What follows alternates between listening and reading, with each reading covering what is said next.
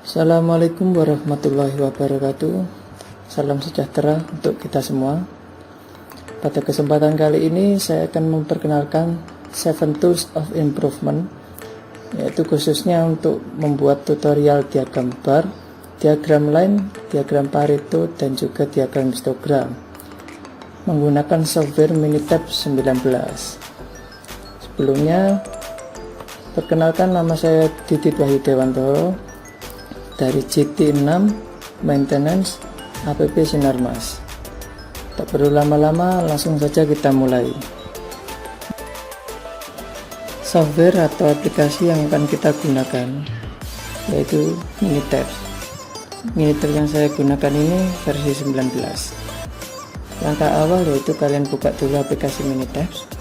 Setelah itu muncul tampilan seperti ini. Ini adalah tampilan kombinasi antara data dan juga grafik. Di bagian kanan bawah kalian bisa switch ke data only dan juga grafik only. Nah, kita masuk ke bagian data. Jadi yang pertama saya akan jelaskan yaitu tentang bar chart. Jadi bar chart ini adalah grafik untuk membandingkan beberapa ukuran dari kategori data. Manfaatnya yaitu membandingkan dua atau lebih faktor item pada periode tertentu. Nah, di sini saya punya contoh, misalkan saya adalah supplier dari berbagai macam buah. Nah, dari berbagai macam buah tersebut, saya ingin mengetahui penjualan dari tiap buah pada periode tertentu, misalkan dalam periode 1 bulan. Nah, kita bisa memasukkan datanya di sini, yaitu buah. Tab selanjutnya yaitu penjualan. Nah, buah ini kalian bisa memasukkan jenis buah apa saja, misalkan apel, jeruk, mangga, nanas, dan alpukat. Penjualan ini kalian bisa memasukkan berapa banyak penjualannya dalam kilogram, misalkan apel 145, jeruk 167, mangga 178, nanas 154, dan alpukat 198. Dari data-data berikut kalian bisa membuatnya menjadi diagram balok atau diagram chart. Nah, kalian pilih grafik, lalu pilih bar chart. Kalian pilih a function of variable, lalu di sini ada beberapa pilihan, kita pilih yang simple y. Nah, terdapat pilihan function, saya menggunakan yang min. Grafik variabel kita menggunakan penjualan, lalu kategorinya buah. Lalu kita klik OK.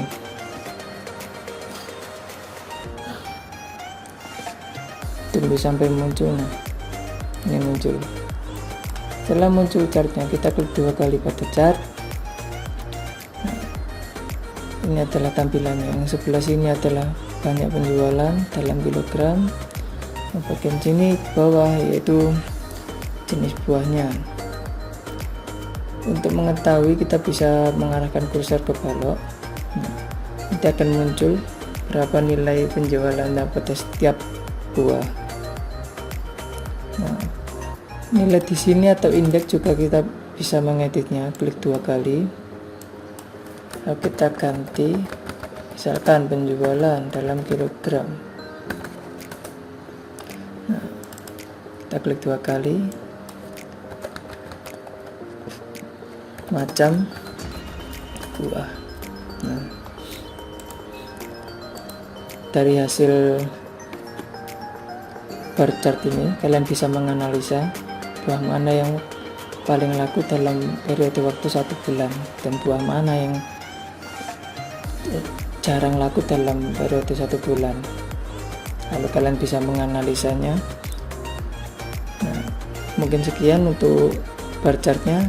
Kita bisa melanjutkan ke selanjutnya, yaitu diagram line.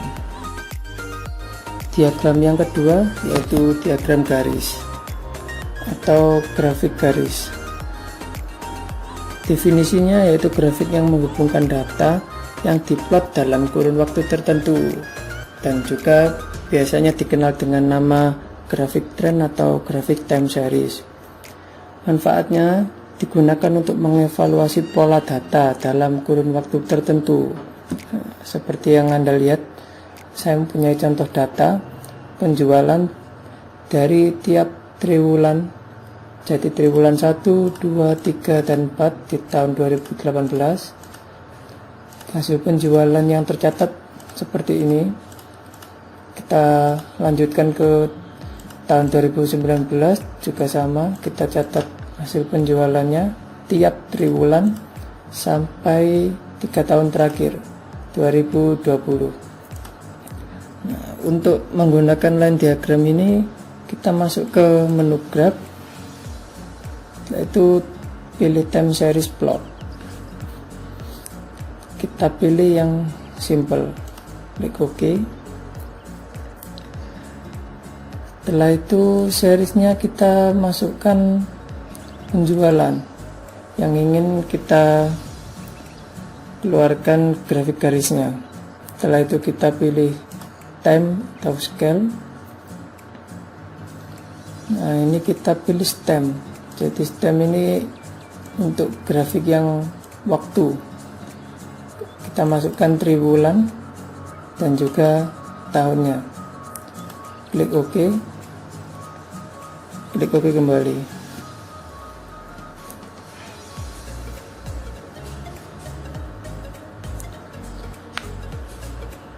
Nah, muncul grafik untuk line diagramnya. Kita klik 2 kali. Di bagian sini yaitu penjualan, lalu yang di bagian bawah the time atau indeks waktunya. Triwulan 1, 2, 3 pada tahun 2018, selanjutnya sampai tahun 2020. Nah, untuk melihat detailnya, arahkan kursor ke bagian titik ini. Nanti akan muncul penjualan jumlah 180, waktunya yaitu di triwulan ketiga pada tahun 2018. Nah, kita bisa menganalisis dari grafik ini. Jadi kalau kita menganalisis penjualannya, siklus di mana penjualan terendah itu terjadi pada tiap triwulan pertama di setiap tahunnya. Nah, seperti itu kira-kira. Kita lanjut ke grafik yang ketiga. Yang ketiga yaitu kita menggunakan diagram Pareto. Jadi diagram Pareto ini suatu grafik balok yang berbentuk vertikal yang mengurutkan hasil dari pengukuran yang tertinggi hingga ke rendah. Jadi diagram Pareto ini merupakan salah satu bentuk bar chart di mana setiap balok dapat menggunakan atau mencerminkan perhitungan suatu kategori, suatu rumus atau fungsi dari suatu kategori seperti rata-rata, jumlah, atau standar deviasi, atau jumlahan lain dari suatu tabel. Pada umumnya digunakan untuk menunjukkan masalah yang disusun dari prioritas tertinggi ke yang terendah untuk menentukan masalah yang harus ditangani terlebih dahulu. Jadi di sini saya memiliki sebuah data. Data ini adalah data jumlah komplain pelanggan.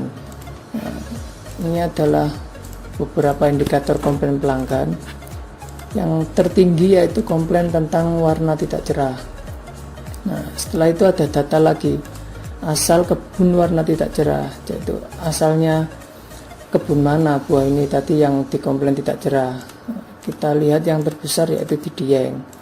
Nah, kita masukkan lagi data apel yang ada di Dieng, ada berapa jenisnya, ada 4 jenis. Nah, dari 4 jenis ini yang tertinggi yaitu jenis hijau ketiga. Nah, bagaimana kalau kita buat diagram Paretonya?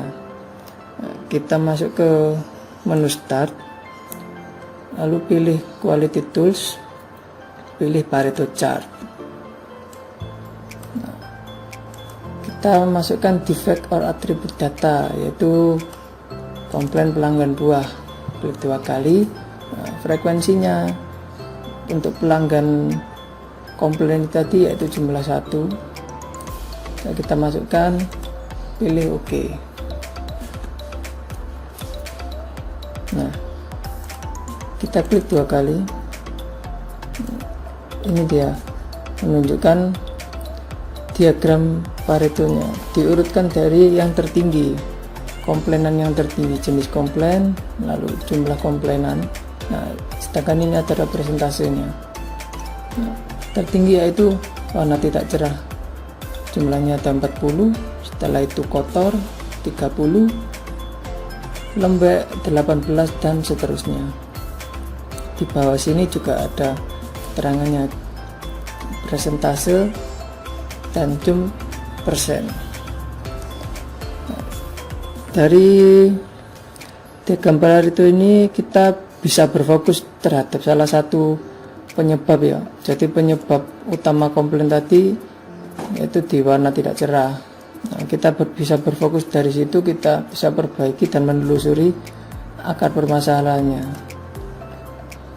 Jadi seperti itu untuk diagram Paretonya. Kita lanjut ke yang diagram keempat. Selanjutnya yang keempat yaitu diagram histogram. Jadi diagram histogram ini merupakan suatu grafik balok dari data hasil pengukuran untuk menunjukkan rank, jumlah, dan pola variasi dari sekelompok data. Nah, histogram ini bisa menunjukkan informasi dasar mengenai suatu data seperti titik pusat, yaitu rata-rata, median, dan juga modus, lalu sebaran data, bisa ring atau standar deviasi. Nah, manfaatnya yaitu berguna untuk menguji bentuk dan penyebaran sampel data, misalnya untuk melihat rank dan distribusi dari data continuous, misalnya berat barang yang dikirim dan pembelanjaan dari order, lalu bisa untuk melihat variasi dan tingkat pemenuhan spesifikasi atau persyaratan pelanggan seperti ukuran, cycle time, suhu, dan lain sebagainya. Nah, dan juga untuk bisa digunakan untuk melihat berapa banyak defect per unit yang muncul pada kelompok item yang defektif, bila ada beberapa peluang kesalahan atau error pada setiap unit. Nah, langkahnya yaitu seperti ini, harus mengumpulkan dan mentabulasikan data kontinu atau data hasil pengukuran. Nah, saya memiliki 2 data pengukuran, yaitu berat badan dan tinggi badan terhadap siswa. Nah, siswa ini saya mempunyai berjumlah 100 data. Nah, jika kita ingin membuat pola histogram, kita masuk ke menu graph, yaitu kita pilih histogram. Nah, ada beberapa pilihan yaitu simple dan with fit. Nah, jika with fit ini ada line batasnya, kita menggunakan simple saja. Nah, kita pilih variabel mana yang ingin kita munculkan di histogram. Bisa salah satu atau dua-duanya juga bisa. Kita masukkan kedua-duanya, lalu kita klik OK.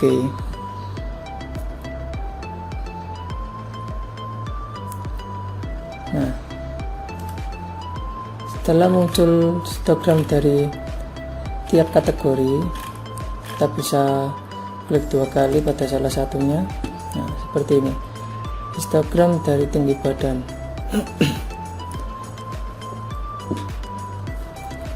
Nah, di sini ada frekuensi, di sini ada tinggi badan. Frekuensi ini adalah jumlah siswa. Bisa kita lihat dari sini, dari yang terkecil, yaitu hanya berjumlah 1 orang dengan berat atau dengan tinggi badan 127,5. Lalu yang tertinggi di sini, itu dengan 12 siswa memiliki berat antara 133 sampai 136. Nah, jika kita bingung ini tinggi badan ini bisa kita rubah keterangannya, bisa menambahkan sentimeter. Oke, lalu frekuensi ini kita ganti dengan jumlah siswa. Oke, nah